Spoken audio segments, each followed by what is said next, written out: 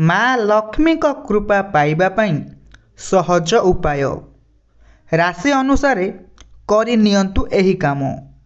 एही विषय रे संपूर्ण विवरणी जानिबा पई हेले आम भिडियोटी को स्किप न करी प्रथमरु शेष पर्यंत देखंतु।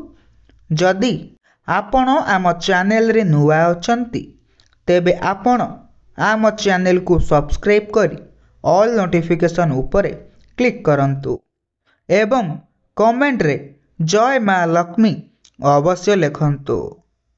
धनर देवी माँ लक्ष्मी को आशीर्वाद जहाँ उपरे रहे से सुख सुविधारे परिपूर्ण होइथांती। एथिपाई माँ को कृपा पाइबा पाई आमे आज राशि अनुसार किछि सहज तरीका कहिबु जहाकू आपणाई माँ लक्ष्मी को कृपा आपण माने पाई परिबे। तेबे चलंतु सही विषय रे आलोचना करिबा। प्रथमे मेष राशि। बुधवार दिन भगवान गणेशं को दुब अक्षत देई पूजा करी भोग लगाइबे। श्री गणेशंकर आरती करिबे। द्वितीय राशिटी हेउछि वृष राशि।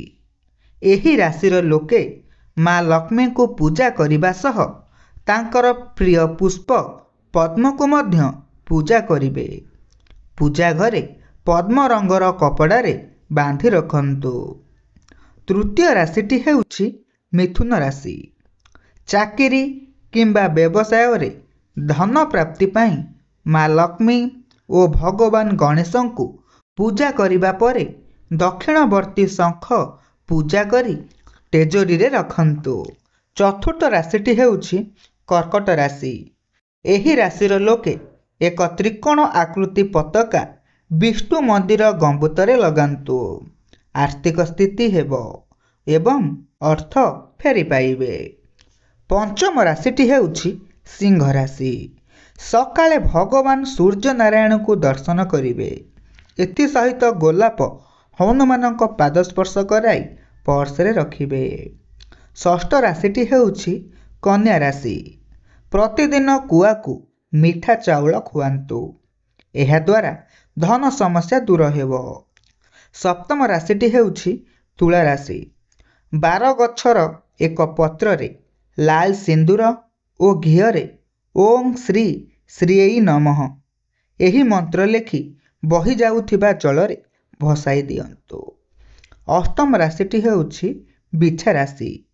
कौनसी मंदिर रे विष्णु प्रतिमा निकटरे तुलसी गछ लगाई दियंतु। एथिसह किछि कामरे बाहर को जिबा बेले श्रीराम स्तुति अवश्य पढ़ंतु।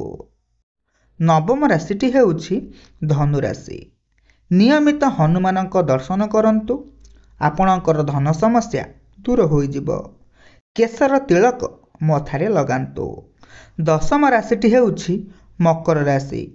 अटकी जाइथिबा अर्थ पाइबा पई तुलारे दीप जलांतु ओ एहाकू घरर ऐशन्य कोणरे रखि दियंतु। एकादश राशिटी हेउछि कुंभ राशि। नड़िया सड़ई रे घिओ देई दीप को माँ लक्ष्मी को आगरे जलांतु। दीप पूरा राति जेमिति जलिबो आपण सेथि प्रति ध्यान देबे। एहा द्वारा लाभ मिली थाए। द्वादश राशिटी हेउछि मीन राशि। भगवान विष्णु को केसर तिलक लगाइबा सह भोग चढ़ाइले धन लाभ जोग होई थाए। आशा करूछु आमर एही भिडियोटी आपण मानकु निहाती भाबरे भल लागिथिबो। जदि आमर एही भिडियोटी आपनकु भल लागि थाए तेबे आपण आम चैनल को सब्सक्राइब करी ऑल नोटिफिकेशन उपरे क्लिक करंतु।